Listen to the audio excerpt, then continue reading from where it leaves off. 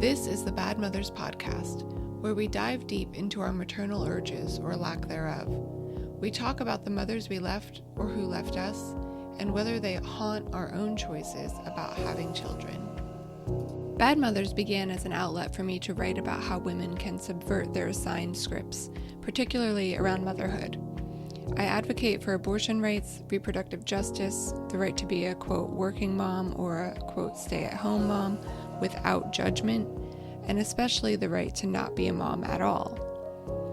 When I shared an essay about how I became estranged from my mother nearly 20 years ago, I heard from many women who had a similar conflict in their lives, and I realized that in addition to the facetious bad mother title of my Substack, there's also room to talk about actual bad mothers, mothers who persistently let their own emotions and desires override those of their daughters.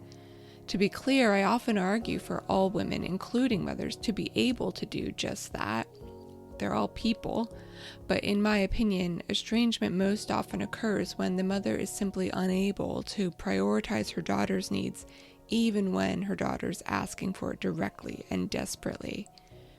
So the meaning of bad mothers expanded, and the podcast allowed me to interview more women who had fraught or non-existent relationships with their own mothers, to ask about how things fell apart, how they feel now, and whether they wanted kids of their own in the wake of that breakdown.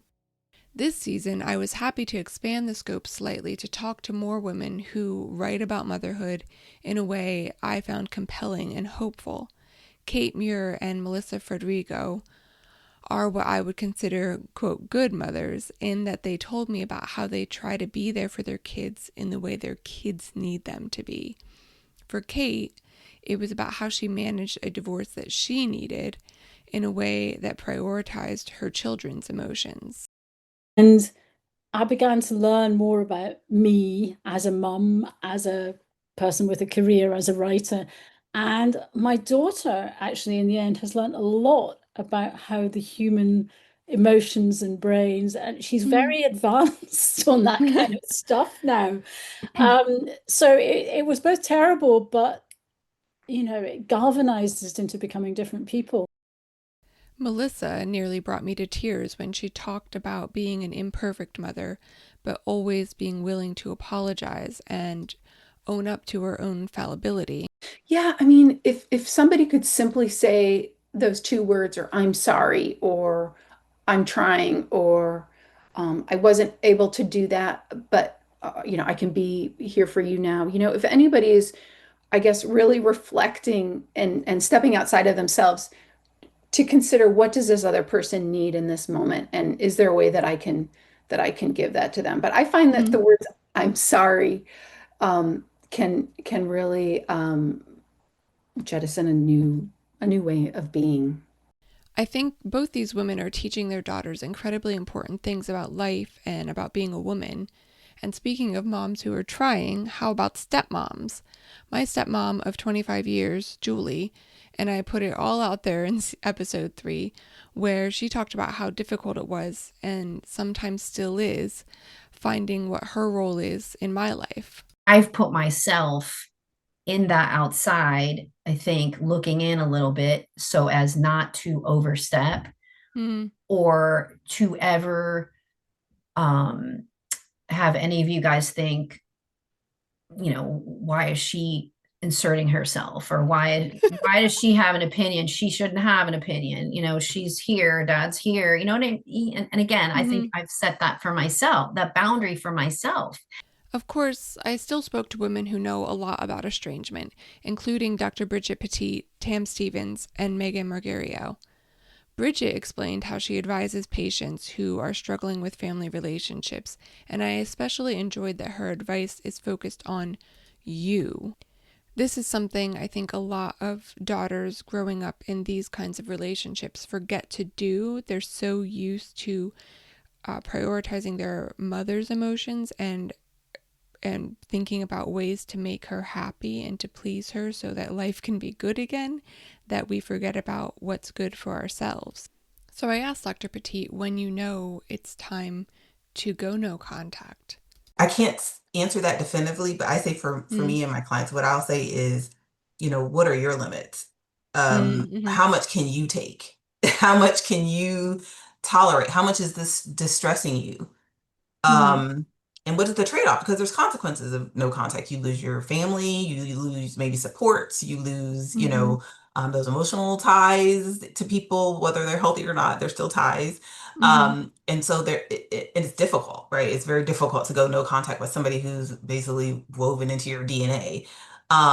So I think it's about individual capacity to deal with things, but recognizing that your feelings are just as valid as everyone else's. Tam explains some of the reasons she sees estrangement occur. While politics might not be the reason, she's found that it can serve as a breaking point. I do also think one of the other drivers is, to an extent, the divisiveness we have in politics and viewpoints on things that I don't know Mm-hmm. such a big thing in the past. And I think it can make it quite hard. I think there is a lot of media that makes a lot of money out of encouraging us all to have very polarized views on things. And Mm-hmm. that can be really hard if you love someone, but they have a viewpoint that to you is untenable. Mm-hmm. It can be so hard to retain a relationship, because you will Yeah. God, like, if you can hold that view, how can I understand you? And I think that Right. maybe contributing a little bit. I don't know though that is contributing meaningfully to estrangement, but I think it can be the straw that breaks the camel's back. It can be that you already find a family member. You might find your brother or sister quite difficult, and then you see that, here in the UK we've got reform, and we've got some quite strong viewpoints people can have on things like immigration or trans rights. And I think whatever way people fall on those things, they can, if they see that someone that they already find quite difficult, Mm-hmm. really on the opposite side to them. I don't know. I think we're just in this time where politics has become really personal. And also Yeah. there are parts of it that, obviously, if you are a woman or you are not white, that are Mm-hmm. personal to you. And Right. or Right. if you care about someone who is a woman or not white Mm-hmm. or gay or trans, these things become really personal to you, and it can be hard Yeah. to manage that. Megan shared the moment she realized she could mourn the idea of a mother she never had and still walk away from the mother who was hurting her. I think this is a sentiment a lot of us can relate to, is that we have an idea of a mother thanks to everything we see in the media and even friends and other family members. And we want that so much for ourselves. We believe it to be possible, but sometimes it just isn't. Yeah, I guess I knew right then and there, like, she's never going to care about me. And it isn't that I've been pushing, I wasn't pushing for her, if that makes any sense at all. I wasn't pushing for her to, like, kind of become somebody else. I was pushing for this idea of a mother that I had had and carried in my heart, and thought that that's what eventually, maybe someday, she could find her way into being, this idea of what a mother should be. And I realized in that moment, she's never going to be the idea. And I'm not actually going to miss her. I'm going to miss the idea. I spoke to Gail Kirschenbaum, who fascinated me with her ability to simply ignore all the ways her mother hurt her in favor of having that relationship. I wish it was possible for all of us to do this, but sadly, I don't think it works in every case. Still, Gail's a shining example of extreme persistence, and after decades, she did manage to achieve some agreed understanding with her mother. Seemed really dismissive of your complaints for most of your story. So, Right. what do you think made her understand that those were painful for you, and that she caused you harm, and for that she should apologize? Well, so many years had passed. The film was out. I made a film first called Look at Us Now, Mother, a feature film. I started caregiving for her.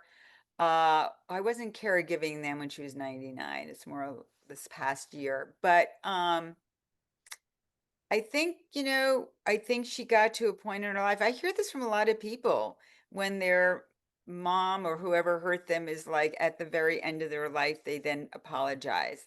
I certainly didn't ask for it. I didn't expect it. I didn't need it. But I think it's common, that people revisit their life. And finally, I had to feed my interest in, forgive me for using the term, dog moms. I don't refer to myself as a dog mom, mainly because I wouldn't want anyone to think that I believe caring for a dog is like being a mother. But I have learned through my own experience this year with a puppy and interviews with other women, including moms, that it can be similarly trying in particular ways. And for me, it's a way to achieve some level of, quote, maternal love and affection without taking on what I consider to be the overwhelming burden and responsibility of motherhood. So I talked to Kilty McGuire, the kids or child-free coach, about what dogs might teach us about how much autonomy we're willing to sacrifice. I don't know if it improved my relationship with my husband, but like there was more a sense of like, now we're a little family unit. We're no longer a couple. And so that's something that's been really nice. Interesting. Yeah. And I think it was one of many factors that made it clear for me that I did not want the responsibility of a human child at all. And for, a lot of people say like, oh, get a dog. As soon as you get a dog, you'll want to have a kid. You wait a year or two later. That definitely did not happen. I was also happy to talk to Katie Dunn, who writes about her decision to walk away from IVF and find joy in other ways of living, including with her dog. I wouldn't say void, but it does, I guess, fulfill some type of a desire to care for another living thing, and to have a responsibility for another living thing and to teach another living thing. And, I'm by no means comparing or saying that I guess the two are the same, because they are absolutely not the same. We feel a need for some type of caring, and it's not that I've got a dog because I couldn't have kids. I have a dog because I love dogs. And I think dogs are awesome.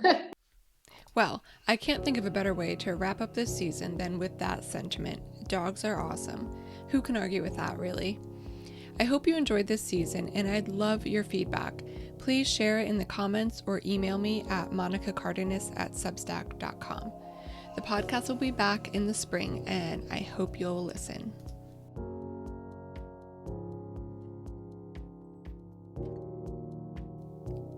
Bad Mothers is written, produced, and edited by me, Monica Cardenas. I'd love it if you'd rate and review the show and get in touch with any feedback. You can find me on my Substack, and guess what? It's called Bad Mothers too.